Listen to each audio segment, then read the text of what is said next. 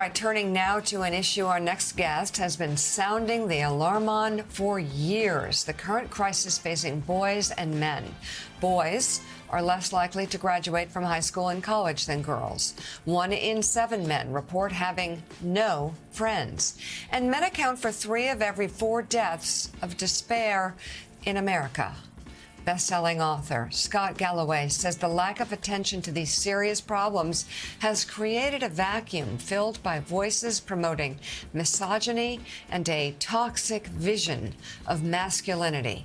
But Galloway insists there is hope, and his new book, entitled Notes on Being a Man, he offers practical and timely solutions on how to turn this crisis around. And Scott joins us now. He is a professor of marketing at the NYU Stern School of Business and co-host of the Raging Moderates podcast. And it's great to have you back on the show. So you have been talking about this for a year. What state are we in now in terms of where men and boys are at compared to women? Well, thanks for having me, and it's nice to meet you all. Look, the numbers are stark. 4 times more likely to kill themselves, 3 times more likely to be homeless or addicted. You know, we have a homeless and an addiction problem, but what we really have is a male homeless and a male addiction problem. And they're 12 times more likely to be incarcerated. And I think the good news is the dialogue's become more productive. I think we recognize that our country and women aren't going to continue to flourish as long as our men are flailing. And by the way, women are ascending, and it's wonderful. We should do nothing to get in the way of that. Twice as likely to be elected to parliament somewhere around the world. More women are seeking tertiary education. But at the same time, in the next 5 years, we're probably going to have 2 women graduate from college for every man. Only 1 out of 3 men are in a relationship under the age of 30, 2 in 3 women. And you think, well, that's mathematically impossible. It's because women are dating older because they want more economically and emotionally viable men. And if a man hasn't been in a relationship or cohabitated with someone by the time he's 30, there's a 1 in 3 chance he's going to be a substance abuser. And if you look just on a very meta level, the most violent and unstable places in the world have one thing in common. They have a disproportionate number of young men without opportunity, and we're producing way too many of them. Well, and Scott, we've been talking about political violence here an awful lot, and you look at this past summer, the assassination attempts on Donald Trump. You look at the murders of the Democrats that helped run Minnesota's state legislature. You look at Charlie Kirk and that tragedy, his tragic assassination. You look at the man who ran his pickup truck into a church with huge American flags on it and then started killing Mormons. Again, time and time again, so many of these killings and a lot of mass shootings are men, young men. Joe, you're exactly right. Unfortunately, there's a lack of leadership here. We spend all of our calories trying to blame the other side. We're interpreting fonts on a shell as opposed to having a real argument. 98.4% of mass shooters are men. And what do all these men have in common that we were talking about? They're actually less politically engaged than the people sitting around this table. They're men who aren't connecting to church, they're not connecting to their parents, they're not connecting to school, they're not connecting to work. They go online where they're facing a godlike, indomitable enemy. And that is 40% of the S&P by market cap now is connected to 2 things: trying to enrage us or sequester us from the rest of our family. Stay on your phone. Don't have friends. Don't find relationships. Don't talk to your parents. And then they go down rabbit holes. They're much more prone to conspiracy theory. They're much more prone to misogyny. And what do you know? There's a gun available for them everywhere. So if we want to have a real conversation around reducing violence, stop the nonsense of trying to blame each other based on our political affiliation. Right. And provide young people with more opportunity, hold big tech accountable, and make it less easy for someone who's having a mental episode to find a weapon of war. And Scott, you have blamed both sides, as far as don't blame one side or the other. You have found fault with the left, and I'll tell you what, belatedly, a lot of Democratic politicians have found fault with the left, not focusing on the problems of young men enough. you can do two things at once. You can worry about the challenges young women are facing while not ignoring young men. And there is a belated understanding with some Democratic leaders on that front.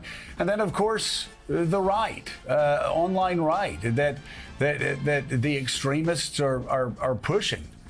Just the absolute most horrific treatment, especially of women. Well, to your point, so the far right recognized the problem first. The problem is they conflate masculinity and the solution with coarseness and cruelty and taking us back to the 50s when non-whites and women had less opportunity. That's just not the answer. At the same time, the far left's answer is to say, well, you don't have problems, you are the problem, and that the answer is to act more like a woman. And quite frankly, that's just not helpful to a young man. So what we have is a situation where neither party is really addressing the issue. I went to the Democratic National Convention, and I saw a parade of special interest groups addressing the problems, the very real problems that special interest groups face, but there wasn't one single mention of the group that has fallen further faster in the United States than any other group, and that is young men. If you go to the Democratic National Committee website, there's a section that says who we serve, and it lists 17 demographic groups, from seniors to the disabled to veterans to Asian Pacific Islanders. The only group it doesn't mention is young men. I counted it up, it's 74% of the population. When you say you're advocating for 74% of the population, you're not advocating for them, you're discriminating against the 26%. So let's have an honest conversation around who's really struggling in this nation and how we address the problem. That's the good news. These are addressable, fixable problems with common sense solutions. So, Scott, let's talk about that in small personal ways. I have two sons. One is 14, the other will turn 11 later this week. We are very tough on them about phones. They're not on it much, despite pressure from their friends. My oldest is often the one kid at the table without the phone, but we believe that it's good for him long term. Beyond something like that, what are some things that you would tell me to tell parents of young men, teenagers, whatever, what should we be doing to set them up in a more healthy way? So if you were to reverse engineer to the single point of failure when a boy comes off the tracks, it's when he loses a male role model through death, divorce, abandonment. What's interesting is that girls in single-parent homes, of which we have the most in the world, actually have the same outcomes, same rates of college attendance, same rates of self-harm. The moment a boy loses a male role model, at that moment he becomes more likely to be incarcerated than graduate from college. It ends up that if you look at the studies, while boys are physically stronger, they're mentally and emotionally much weaker. I'll give you a very sad and upsetting statistic. Two 15-year-olds, both sexually molested, a boy and a girl. Neither is less or more heinous than the other. The boy is 10 times more likely to kill himself later in life. So the first thing is, and it sounds like you've already done this, you've already checked this box, is that we have to get men involved in a young man's life. There's just certain things a young man can't listen to unless it's from a man.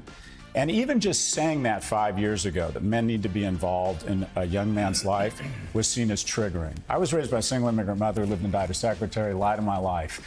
But she knew right away that we needed to get men involved. There's also social programs and educational programs. Let's start boys a year late in kindergarten. They're neurologically less mature, 18 months behind the prefrontal cortex of a man. More men in K through 12. Let's take away the tax status of universities with more than $1 billion endowment that aren't growing the freshman class faster than population because they've decided they're no longer public servants. They're hedge funds offering classes, more vocational programming. Tax policies that stop taking money from young people and putting it in my pocket. People my age are 72% wealthier than they were 40 years ago. Young people are 24% less wealthy.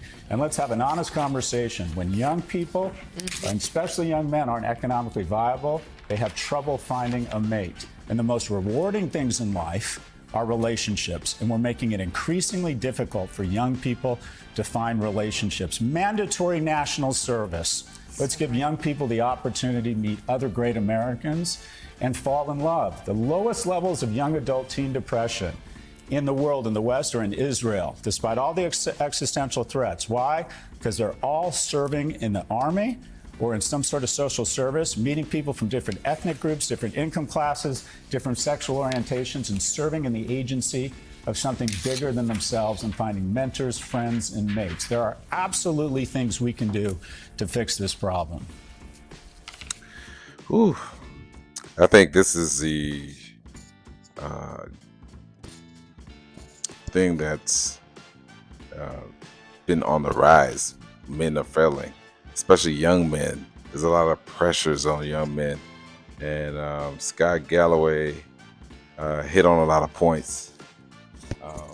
But I think uh, there's so many topics that there's so many areas I can touch when it comes to young men. But the pressures, it seems like young men have more pressures today more than ever, and I think social media has a lot to do with that. And that's why guys like Andrew Tate went super viral. That's why Andrew Tate has such a huge following, because a lot of these young men don't have strong males in their lives. A lot of these young men don't even have a dad in the home. The U.S. has a large single mom epidemic, and that's a problem. A lot of these guys are, I mean, I can hit on a lot of topics, but a lot of these guys are not emotionally stable. They're emotionally weak. They don't understand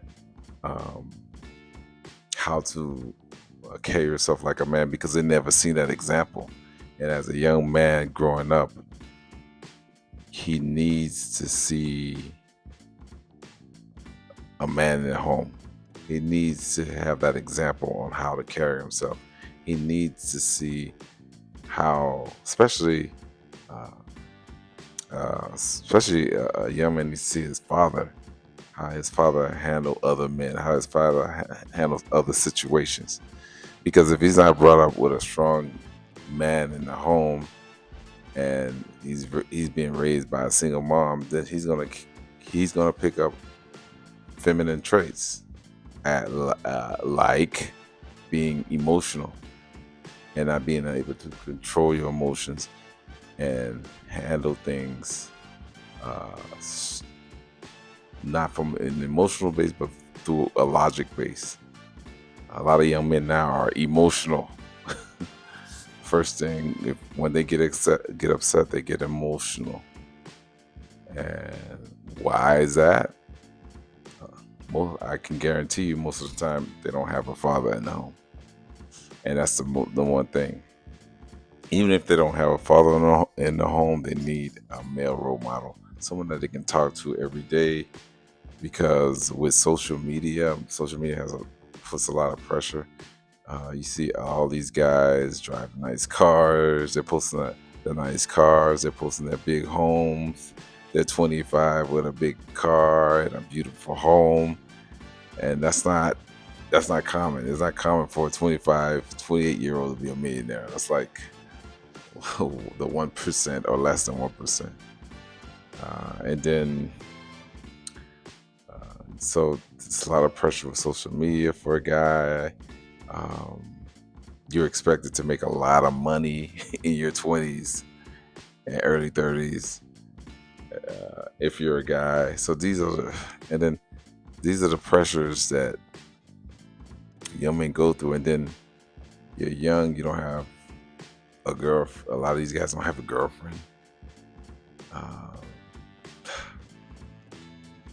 They don't have, and men don't. Most of the time, men don't talk. So that's where that's where the father kicks in, to be able to teach your son on how to handle life situations. Even if you don't speak to him directly, he can watch how you move.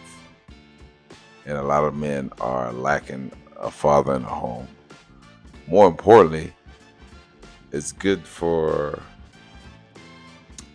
the young man or to see his dad interact with a woman, how he treats his wife.